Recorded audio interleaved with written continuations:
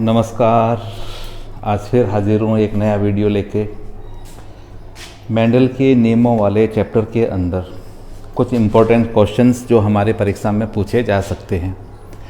वैसे तो पता ही है कि जो प्रश्न इस बार आ रहे हैं उसमें काफ़ी परिवर्तन है।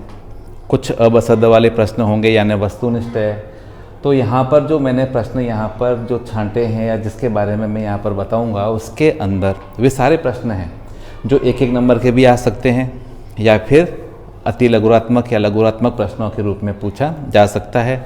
मेंडल के नियम, मेंडल के प्रयोग और उससे संबंधित सारी बातें इससे पहले के एक वीडियो में हमने अच्छी तरीके से देख लिया था, तो कोई डाउट नहीं होगा मेरे ख्याल से तो। लेकिन अगर है तो मुझे पर्सनली व्हाट्सअप करके आप लोग मेरे से बात कर सकते हैं इसके बारे में। हम शुरुआत करते हैं मेंडल के नियमों से। मेंडल के नियमों से संबंधित जो प्रश्न हैं, हालांकि पाठ के पीछे जो प्रश्न दिए हुए हैं उन्हें अच्छी तरीके से करना है। ये कुछ एक्स्ट्रा प्रश्न हैं जो बोर्ड के अंदर आए हुए हैं, जो बोर्ड के गत साल के या पिछले सालों के जो पेपर्स थे उनके अंदर आए हुए कुछ प्रश्नों को मैंने छांट के यहाँ पर रखा है और आसानी से करने का प्रयास करेंगे। और कहीं पर भी कोई दिक्कत आती है तो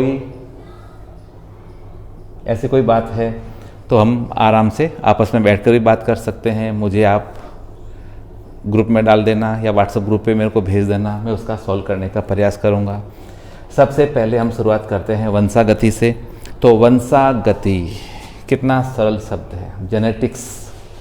जेनेटिक्स यानी वंशागति विज्ञान की एक शाखा जिसमें हम पैतृक गुणों की वंशागति का अध्ययन करें बिल्कुल सिंपल तरीके से कि एक पीढ़ी से दूसरी पीढ़ी में किस प्रकार से लक्षण आते हैं।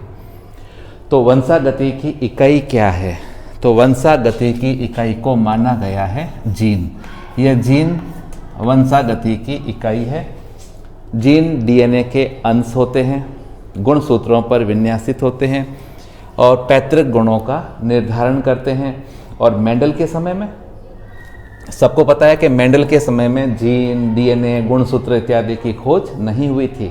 इस कारण से मेंडल ने अपने एक्सपीरियंस के आधार पर कहा था कि जीवों में कुछ विशिष्ट कणीय कारक होते हैं। देखो कितना एडवांस सोचा था। कणीय कारक यानी कुछ विशिष्ट प्रकार के फैक्टर होते हैं और यही फैक्टर अनुवांशिकीय लक्षणों का निर्धारण करते हैं, जिसको बाद में जाकर कहा गया था जीन। जॉनसन ने इन्हें जीन कहा था। तो कितना एडवांस चला था वो मेंडल। फिर अनुवांशिकी का जनक, फादर ऑफ जेनेटिक्स किसे कहा गया है? तो father of genetics Gregor John Mendel माली परिवार में उत्पन्न हुआ था। 22 जुलाई सन 1822 को हेजेनड्रॉफ प्रांत में सिल्सिया गांव में। सारी बातें हम लोग पहले पढ़ चुके हैं, तो इसके बारे में और आगे चलते हैं। अब आती है सिकल सेल एनीमिया रोग, दात्र रक्ताणु कोशिका यानी सिकल सेल एनीमिया रोग। एक छोटा सा प्रश्न आता है कि सिकल सेल एनीमिया रोग उदाहरण है बिंदु उत्परिवर्तन का। याद रखना है बिंदु उत्परिवर्तन। और बिंदु उत्परिवर्तन से तात्पर्य कि किसी एक पर्टिकुलर जीन के अंदर अगर परिवर्तन होगा, और उत्परिवर्तन का तात्पर्य क्या है ये भी हम आगे पढ़ेंगे। तो दात्र रक्ताणु कोशिका रक्ताल्पता कहते हैं। रक्ताल्पता यानी खून की कमी होना। सामान्य अवस्था में अगर देखा जाए तो हमारे शरीर की जो लाल रक्त कणिकाएं होती है वो डंबल शेप होती है, लेकिन जब दात्र रक्ताणु कोरकता हो जाती है तो यह आरबीसी यानी लाल रक्त कणिकाएं सिकुड़कर दात्री यानी हाशिए के समान हो जाती है। तो इस आरबीसी के अंदर ऑक्सीजन को धारण करने की क्षमता नहीं होती है। रोगी व्यक्ति के अंदर जब ये प्रॉब्लम आती है तो उसके शरीर में ऑक्सीजन की सप्लाई नहीं होती है। अगर वो दात्र रक्ताणु कोशिका अल्पता जीन का समयुग्मजी होगा तो उसकी मृत्यु हो जाती है। और अगर विषम युग्मजीय अवस्था में है कि आधी आरबीसी नॉर्मल, आधी आरबीसी सिकल सेल है, तो उसको सांस लेने में दिक्कत आती है, काम करने में दिक्कत आती है, हर चीज़ में उसे दिक्कत महसूस होती है, क्योंकि आधी आरबीसी ऑक्सीजन को ट्रांसपोर्ट करेगी, आधी नहीं कर पाती है। अब प्रश्न ये आता है कि यह रोग होता कैसे है, क्यों होता है, इसके बारे में हमें देखना है। तो सिकल सेल एनीमिया के बारे में मैं थोड़ा सा क्लियर कर लूँ कि जब आरबीसी बनती है तो हीमोग्लोबिन बनता है। हीमोग्लोबिन के अंदर जब ग्लोबिन प्रोटीन का निर्माण हो रहा होता है, ग्लोबिन प्रोटीन का निर्माण, तो ग्लोबिन प्रोटीन के निर्माण के समय जो जीन ग्लोबिन प्रोटीन के निर्माण में प्रयुक्त होता है, उस जीन के छठे कोडॉन में, कोडॉन का मतलब होता है जहां पर नाइट्रोजन क्षारकों का एक विशिष्ट अनुक्रम होता है, तो छठे कोडॉन के ऊपर होता है GAG। जब हीमोग्लोबिन की ग्लोबिन प्रोटीन का निर्माण हो रहा होता है तो ग्लोबिन जीन का जो छठा कोडॉन होता है वो होता है GAG, यानी यह ग्वानिन एडेनिन ग्वानिन, यह एक अनुवांशिकीय कोड है। यह अनुवांशिकीय कोड ग्लूटामिक अम्ल को या ग्लूटामिक अम्ल को कोडित करता है। जब किसी व्यक्ति के अंदर सिकल सेल एनीमिया होती है तो ये जो एडेनिन नाइट्रोजन क्षारक होता है यह यूरेसिल के द्वारा स्थानांतरित हो जाता है, तो यहाँ पर बनता है GUG। ये किसके लिए था? यह ग्लूटामिक अम्ल को कोडित कर रहा था। लेकिन ग्लोबिन के निर्माण की प्रक्रिया के समय जब इस अनुवांशिकीय कोड में एडेनिन की जगह यूरेसिल आ जाता है, यानी बिंदु उत्परिवर्तन होता है, तो इस अवस्था में यहाँ पर जो कोडॉन होता है, कोडॉन के अंदर चेंजेज आ जाते हैं। ये होता है GUG, और ये GUG वेलिन अम्ल को कोडित करता है। वेलिन अम्ल यह भी अमीनो अम्ल का एक उदाहरण है। तो सामान्य अवस्था में ग्लोबिन जीन के छठे कोडॉन के अंदर GAG होता है जो ग्लूटामिक अम्ल को कोडित करता है, जिससे बनने वाला हीमोग्लोबिन नॉर्मल होता है, आरबीसी नॉर्मल हो जाती है। लेकिन सिकल सेल एनीमिया के समय इस कोडॉन के अंदर परिवर्तन होता है, एडेनिन के जगह यूरेसिल आ जाएगा, तो यह जो GUG अनुवांशिकीय कोड है यह ग्लूटामिक अम्ल की जगह वेलिन अम्ल को कोडित करता है। तो जब हीमोग्लोबिन का निर्माण हो रहा होता है तो हीमोग्लोबिन निर्माण के दौरान ग्लूटामिक अम्ल की जगह वेलिन अम्ल का प्रतिस्थापन हो जाता है। इस वेलिन अम्ल युक्त हीमोग्लोबिन जब बनता है तो उसे कहा जाता है हीमोग्लोबिन S, यानी यह विकृत हीमोग्लोबिन है। और इस विकृत हीमोग्लोबिन से जो आरबीसी बनती है वो आरबीसी होती है सिकल सेल हो जाती है। तो यह होता है सिकल सेल एनीमिया रोग। इसके बारे में हमें अच्छी तरीके से याद रखना है। फिर आता है ZW प्रकार का लिंग निर्धारण। जैसा कि नाम से पता है, Z और ZW यह पक्षियों में होता है। 1 नंबर का प्रश्न पूछा जाता है, तो ये अब सदन में पूछें कि ZW प्रकार का लिंग निर्धारण किस में पाया जाता है, तो अलग अलग नाम लिखे होंगे, तो उसमें या तो पक्षी लिखा होगा तो पक्षी को सही करना है, कबूतर मोर या मुर्गा लिखा हो तो उसको फिर सही करना है। अब अपना आगे नेक्स्ट आता है जो इम्पोर्टेंट क्वेश्चन है, वह है सहप्रभाविता। 1 नंबर का प्रश्न है कि मानव में सहप्रभाविता का उदाहरण है, तो अब शब्द में कहीं लिखा होगा मानव में रक्त समूह। अगर ऐसा है तो कोई दिक्कत नहीं। और अगर सहप्रभाविता के बारे में प्रश्न बड़ा पूछा जाए तो भी हम उसको आसानी से सरल कर सकते हैं, और कैसे करेंगे वो अपन यहाँ पर देख लेते हैं। सहप्रभाविता का मतलब होता है कि जो जीन होते हैं, जीनों के बारे में हमने पढ़ा था, विपर्यासी जीन, यानी एक लक्षण का निर्धारण करने वाली जो जीन है उस जीन का विपर्यासी स्वरूप कैसा है उसे हम कहते हैं एलील कहते थे। तो यहाँ पर सहप्रभाविता का तात्पर्य होता है कि जो प्रभावी और अप्रभावी 2 अलग अलग प्रकार के जीन हैं। जब ये जीन संतति में एक साथ आते हैं तो दोनों जीन अपने अपने लक्षणों को स्वतंत्र रूप से प्रकट करते हैं, यानी प्रभावी जीन भी अपने लक्षणों को प्रकट करेगा और अप्रभावी अपने लक्षणों को बिना किसी परिवर्तन के प्रकट करेंगे, तो इसे कहते हैं सहप्रभाविता। और मानव में इसका जो सबसे बढ़िया उदाहरण है वह है AB रुधिर वर्ग। AB रुधिर वर्ग मानव रुधिर वर्ग का निर्धारण करने वाली जो जीन होती है इसको I से रिप्रेजेंट करते हैं। ठीक, अब ये जो I है इसके 3 युग्म विकल्पी होते हैं। कौन कौन से होते हैं? IA, IB और I0।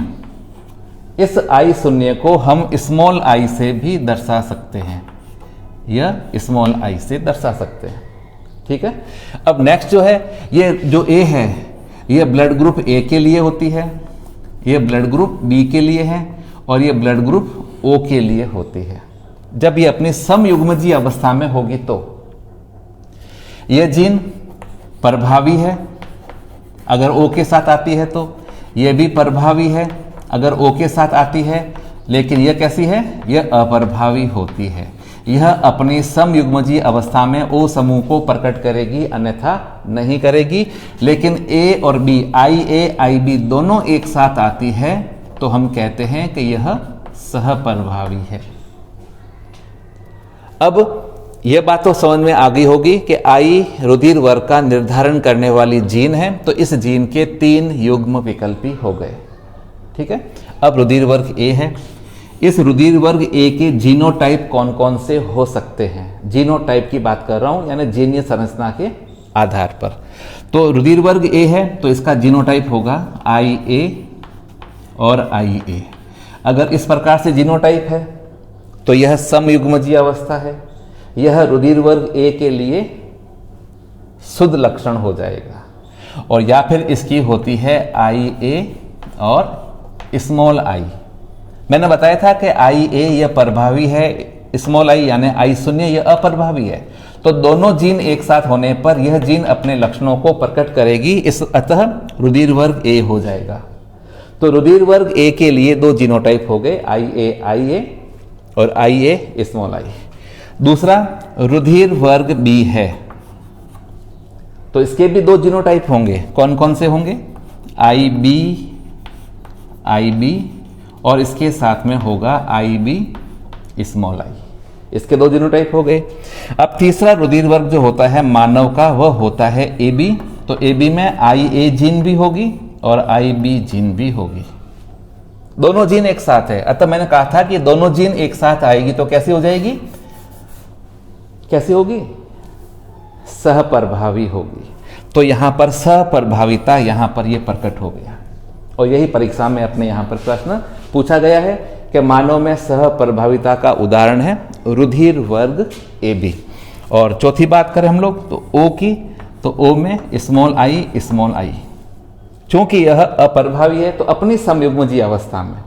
तो एक प्रश्न यहां पर लिखा हुआ होगा कि मानव रुधिर वर्ग जो है, तो मानव रुधिर वर्ग या जैसे लिखा हुआ है कि मानव में AB और रुधिर वर्गों के लिए कितने जीनोटाइप संभव है? तो मानव में रुधिर वर्ग जो है A, B और O प्रकार का है। तो इसमें 1, 2, 3, 4, 5 और 6 जीनोटाइप होंगे। इसे अपनी कॉपी में उतार लेना, परीक्षा में पूछा भी जाता है और आगे आ भी सकता है, तो इसमें कोई डाउट नहीं होना चाहिए। अगला प्रश्न है डाउन सिंड्रोम। और down syndrome, Turner syndrome, Klinefelter syndrome. हालांकि यहां पर डाउन सिंड्रोम के बारे में कहा गया है तो मैं इसका तीनों का उदाहरण दे देता हूं। सबसे पहली बात आती है कि हमारे शरीर के अंदर जो गुणसूत्र होते हैं वह जोड़ों में स्थित होते हैं। जोड़ों का तात्पर्य होता है कि हमारे शरीर के जो गुणसूत्र है उसमें पेयरिंग होती है। समान गुणसूत्र एक दूसरे के साथ में मिलकर समजात गुणसूत्रों के जोड़े बनाते हैं। तो ये जोड़े जो होते हैं इसमें एक गुणसूत्र हमें अपने पिता से मिलता है तो दूसरा हमें अपनी माता से। और हमारे शरीर में 23 जोड़े गुणसूत्र होते हैं। हम लोग बात कर रहे हैं डाउन सिंड्रोम की। तो डाउन सिंड्रोम, इसे मंगोलिज्म भी कहते हैं, मंगोलियन मूर्ख भी कहा जाता है। इसके बारे में हमने पहले कभी डिटेल से पढ़ा था। आज सब इसका इंट्रोडक्शन है कि हमारे शरीर में कहते हैं कि 23 जोड़े गुणसूत्र है। जो हमारी 21वीं जोड़ी है, इस 21वीं जोड़ी के अंदर 2 गुणसूत्र होने चाहिए। कितने? 2, यानी वो डिप्लॉयड होना चाहिए। लेकिन इसमें ट्राइसोमी हो जाती है। ट्राइसोमी का मतलब होता है कि 21वीं जोड़ी में 3 गुणसूत्र हो जाते हैं। तो 21वीं जोड़ी के गुणसूत्रों में 3 गुणसूत्र हो जाने से होता है डाउन सिंड्रोम, यानी एक गुणसूत्र एक्स्ट्रा होने से संतति में 47 गुणसूत्रीय अवस्था आती है। इसे कहते हैं एकाधिसूत्रण कहते हैं। तो डाउन सिंड्रोम के कारण 21वीं जोड़ी में 3 गुणसूत्र हो गए हैं, तो यह अलिंगी असुगुणिता हो जाएगी। अब 3 गुणसूत्रों के होने से गुणसूत्रों की संख्या कितनी हो गई है? 47। इस अवस्था में उत्पन्न होने वाली संतति, ब्रेन का विकास नहीं होगा, मुंह खुला रहता है, जीभ बड़ी हो जाती है। सारी बातें हम लोग पहले पढ़ चुके हैं। दूसरा होता है वह है टर्नर सिंड्रोम। टर्नर सिंड्रोम है, यह सेक्स क्रोमोसोम के कारण होता है सिंड्रोम। एक सामान्य महिला के लिए 44 प्लस XX की स्थिति आदर्श स्थिति होती है, यानी 46 गुणसूत्र। लेकिन टर्नर सिंड्रोम के समय संतति में 44 प्लस X गुणसूत्र आता है, 46वां गुणसूत्र नहीं होता है। इसको हमने शून्य से दर्शाया है। इस अवस्था में यह 45 गुणसूत्रीय अवस्था होती है। यहाँ पर 46 गुणसूत्र थे तो कोई दिक्कत ही नहीं हुई थी, यहाँ पर 45 गुणसूत्रीय अवस्था हो गई है। अब क्या दिक्कत आएगी कि चूंकि यहाँ पर एक X एक्स्ट्रा मतलब कम है, तो एक X गुणसूत्र के कम हो जाने के कारण यहाँ से उत्पन्न होने वाली संतति इस X के कारण लेडी होगी, लड़की होगी। जब पैदा होती है तो सामान्य दिखेगी, लेकिन जैसे जैसे बड़ी होगी तब पता चलता है कि उसको टर्नर सिंड्रोम है, क्योंकि उसके अंदर जननांगों का विकास नहीं होगा, अंडकोशिका डेवलप नहीं होती है, गौण लैंगिक लक्षण जैसे कि ऋतुस्राव का आना, ये सारी प्रक्रियाएं नहीं होती है। तो इसे कहते हैं टर्नर सिंड्रोम। किस कारण से हुआ था? संतति में एक X गुणसूत्र की कमी से उत्पन्न होने वाली संतति मादा होगी लेकिन बंध्य होती है। दूसरा हम एक और पढ़ते हैं, वो है क्लाइनफेल्टर सिंड्रोम। अब इसमें कोई भी प्रश्न आ सकता है कि किस गुणसूत्र में कमी के कारण क्लाइनफेल्टर सिंड्रोम। अब इसको समझ लें एक छोटा थोड़ी देर के लिए कि पुरुषों में 44 प्लस XY की स्थिति आदर्श स्थिति है, लेकिन किसी कारण से जब कोई महिला अधिक उम्र के अंदर गर्भ धारण करती है तो अधिक उम्र की महिलाओं में अर्धसूत्री विभाजन प्रॉपर नहीं होता है, तो ये सारी प्रॉब्लम्स आती है। अब यहाँ पे क्या हो रहा है? 44 प्लस X और Y ये स्थिति होती है, यानी 47 गुणसूत्रीय अवस्था आ गई है। इस स्थिति में उत्पन्न होने वाला, चूंकि Y गुणसूत्र है तो लड़का होगा, लेकिन लड़के के साथ साथ एक X गुणसूत्र एक्स्ट्रा है, इस कारण से उसके अंदर महिलाओं के लक्षण भी होंगे। अब ये लड़का होगा, बड़ा होगा तो जननांगों का विकास नहीं होगा, शुक्राणु नहीं बनते हैं, दाढ़ी मूछ आएगी, पुरुषत्व के लक्षण होंगे लेकिन महिलाओं के लक्षण भी होंगे, सीने के ऊपर स्तन ग्रंथियों का विकास हो जाएगा, यानी पुरुषत्व के साथ में महिलाओं के भी लक्षण होंगे। जननांगों का विकास पूर्ण नहीं हुआ है, इस कारण से ये भी बंधे होते हैं। तो डाउन सिंड्रोम 21वीं जोड़ी की ट्राइसोमी के कारण, टर्नर सिंड्रोम एक X गुणसूत्र की कमी के कारण, और क्लाइनफेल्टर सिंड्रोम एक X गुणसूत्र की अधिकता के कारण है। यह हमें याद रखना है। फिर एक छोटा सा ही प्रश्न है, ज़्यादा बड़ा तो नहीं है, वह प्रश्न है मेंडल से संबंधित है। तो इस प्रश्न के अंदर तो ज़्यादा कुछ है ही नहीं, सिंपल सा है। प्रश्न है, यदि एक संकर लंबे पादप का शुद्ध बोने पौधे के साथ क्रॉस करवाया जाए तो बोने पौधों का प्रतिशत क्या होगा? अब जनक में क्या लिया है? संकर लंबा पादप लिया है। एक तो है संकर लंबा पादप और दूसरा है शुद्ध बोना।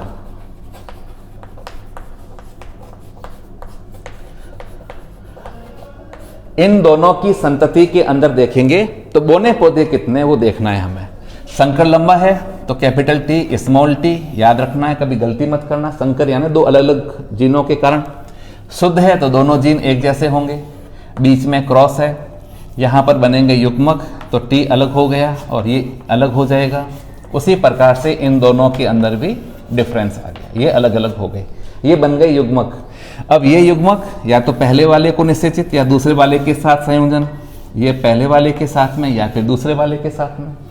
इसका इसके साथ कॉम्बिनेशन है तो कैपिटल T स्मॉल t, इसका इसके साथ कॉम्बिनेशन होगा तो कैपिटल T स्मॉल t।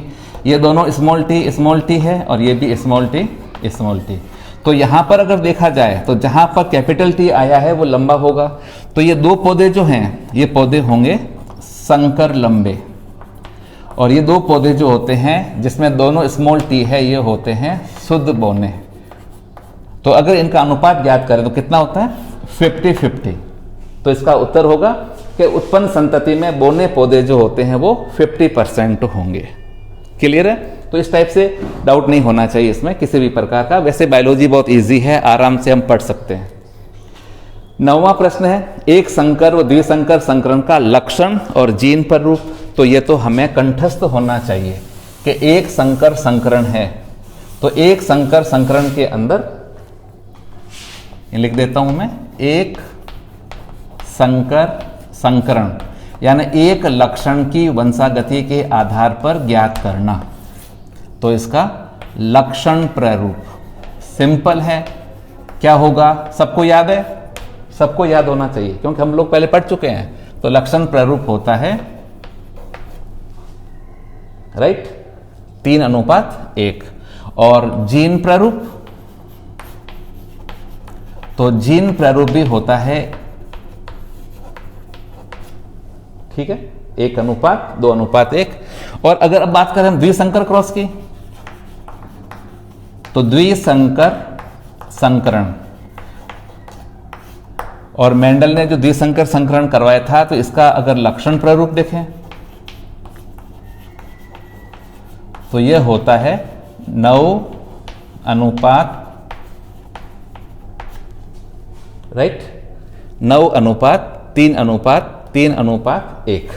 और जीन प्रारूप अगर देखेंगे, हालांकि जब हमने प्रयोग किया था तो इसको डिटेल से देखा था, तो 122, 412, 121, 2, 3, 4, 5, 9, 10, 10 और 2, 12, 13, 14, 15 और 16, ठीक है। अब इसमें अनुपात लगा दो,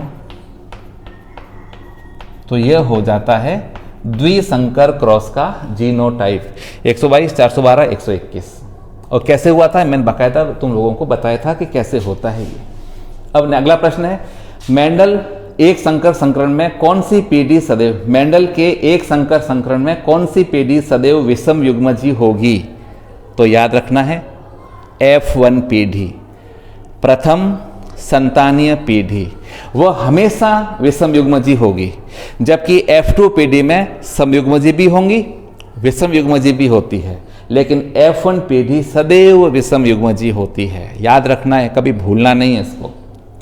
संतति को पिता से कितने जीन प्राप्त होते हैं? क्योंकि 23 जोड़े पिता से, 23 जोड़े माता से, यानी आधे गुणसूत्र पिता से, आधे गुणसूत्र माता से, तो हमारे शरीर में टोटल जितने जीन आते हैं उसमें आधे यानी 50% पिता से आते हैं, 50% माता से आते हैं। इसमें कोई डाउट होना भी नहीं चाहिए। फिर आता है 12वां प्रश्न। 12वां प्रश्न जो है थोड़ा सा बड़ा प्रश्न है, और मेरे ख्याल से मैंने लिख रखा है, परीक्षा में भी ये पूछा गया है।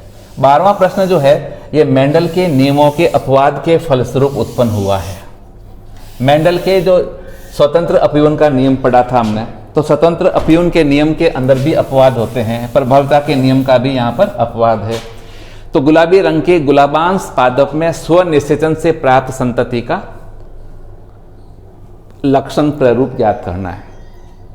तो गुलाबांश जो पादप होता है इसमें अपूर्ण प्रभाविता होती है। अपूर्ण प्रभाविता से तात्पर्य कि किसी पादप या किसी जीव में किसी लक्षण का निर्धारण करने वाला जो प्रभावी जीन है, दूसरा अप्रभावी जीन है, दोनों जीन जब एक साथ संतति में आते हैं तो प्रभावी जीन अप्रभावी जीन को पूरी तरीके से दबा नहीं पाता है।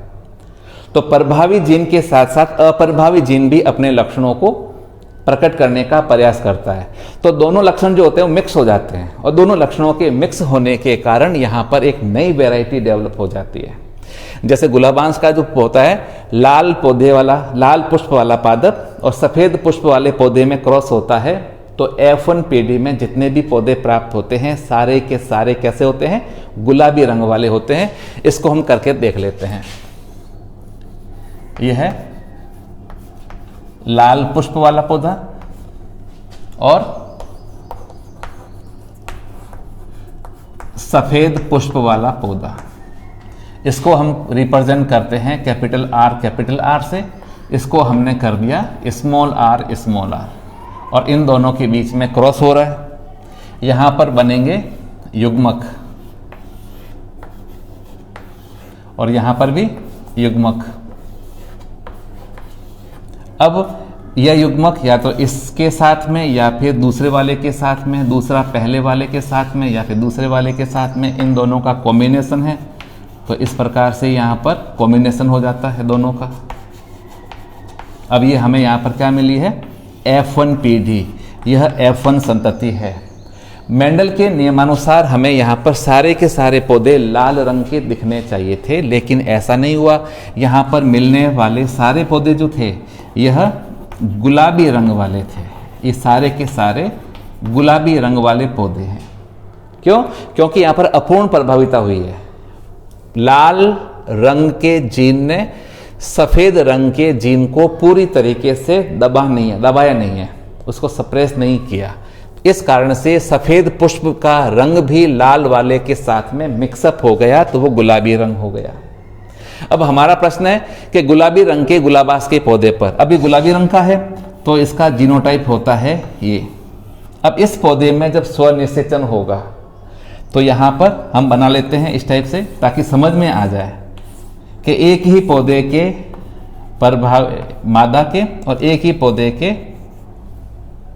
नर के युग्मक, इसका इसके साथ कॉम्बिनेशन है तो कैपिटल आर, इसका इसके साथ होगा तो कैपिटल आर स्मॉल आर, इसका इसके साथ में कैपिटल आर स्मॉल आर, और इन दोनों के साथ में इस टाइप से। तो यह जो पौधा होगा यह कैसा होगा? लाल पुष्प वाला। यह होगा गुलाबी पुष्प, यह होगा गुलाबी पुष्प, और यह हो जाएगा सफ़ेद पुष्प वाला। तो इसका अगर हम लोग जीनोटाइप ज्ञात करें तो इसका जीनोटाइप क्या होगा? लाल पुष्प 1:2:1 होगा। लाल पुष्प अनुपात गुलाबी पुष्प अनुपात सफ़ेद पुष्प। और यही इसका लक्षण प्रारूप भी होगा, क्योंकि बाहर से देखने पर हम आसानी से पहचान सकेंगे कि ये गुलाबी रंग का है और वो लाल रंग का है। तो अपूर्ण प्रभाविता की स्थिति के अंदर जब यहाँ पर F2PD प्राप्त होती है तो F2PD का समलक्षणी प्रारूप और जीन प्रारूप दोनों एक जैसे होंगे। और इसके बाद में ये प्रश्न सारे पूछे गए हैं कि मेंडल ने किस पादप का चयन किया था। तो मेंडल ने अपने प्रयोगों के लिए कौन सा पौधा, सबके दिमाग में आ गया होगा, मटर का पौधा, और मटर के पौधे का वैज्ञानिक नाम पाइसम सैटाइवम। ठीक है, आगे क्यों चयन किया था? तो मेंडल ने मटर के पौधे का जो चयन किया था उसका पहला कारण हम माने तो पहला कारण है पादप छोटा है, यानी शाखीय पादप है। तो पौधे के छोटा होने से क्या फायदा हुआ? कम जगह में अधिक पौधों को उगाया जा सकता है। कम जगह में अधिक पादपों को उगाया जा सकता है, तो उन्हें रिजल्ट्स भी उसी हिसाब से प्राप्त हुए थे। दूसरा है कि मटर का जो पौधा होता है वह स्वपरागित है, यानी उसमें परागण की क्रिया अपने आप होती है। पुष्प बंद प्रकार के हैं, उसी पुष्प के परागण उसी पुष्प के वर्तिकाग्र पर पहुंच जाते हैं। तो स्वपरागित है, लेकिन पौधे में पर परागण करवाया जा सकता है और वो सक्सेसफुल भी रहता है।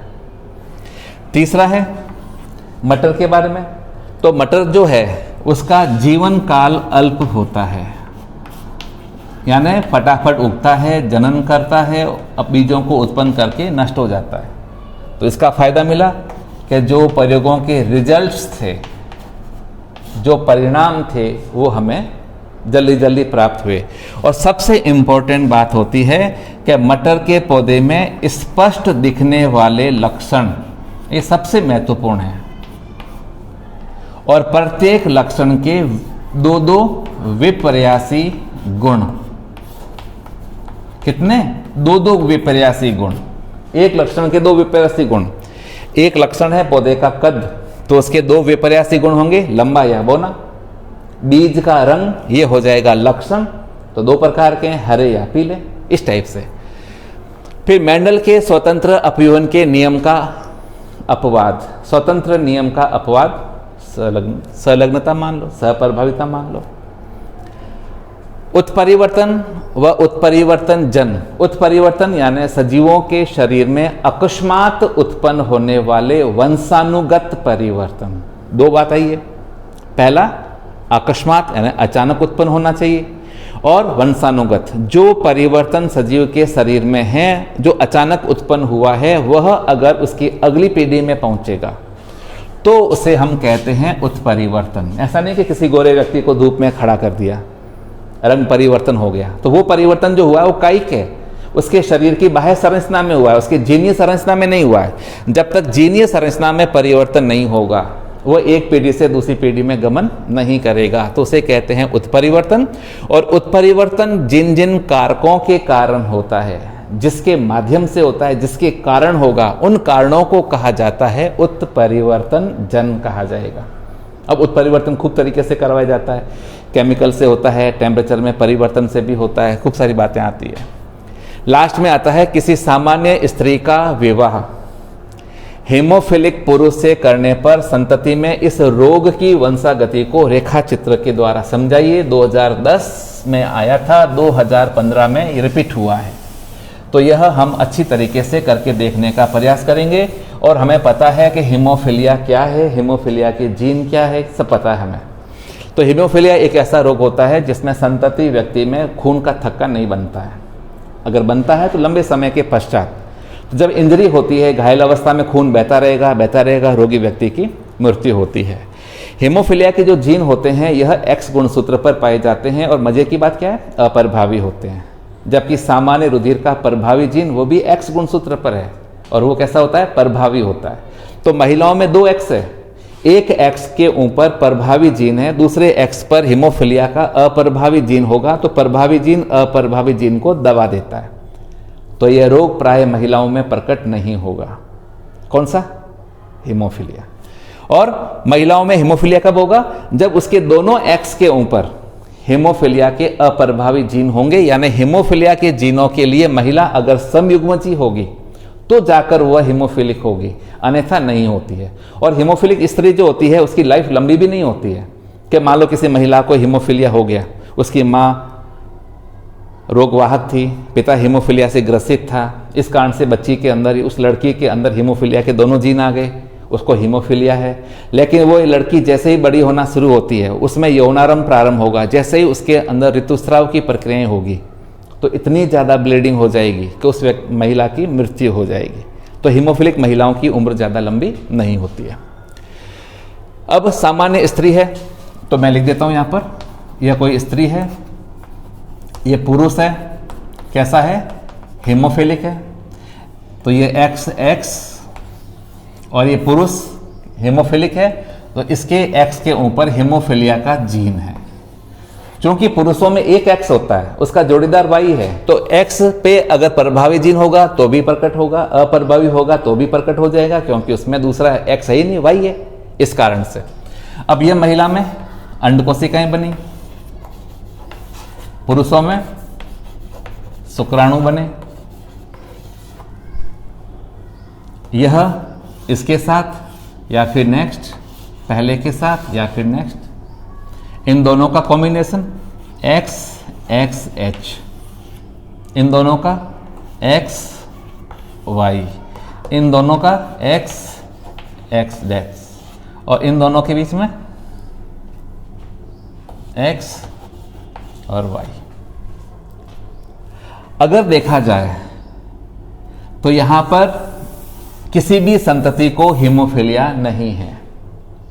महिला में यह जीन आया है, महिला के अंदर यह जीन आया है, लेकिन दूसरे एक्स पर नॉर्मल रुधिर का प्रभावी जीन है, तो वह प्रभावी जीन इस हीमोफीलिया के जीन को दबा देगा।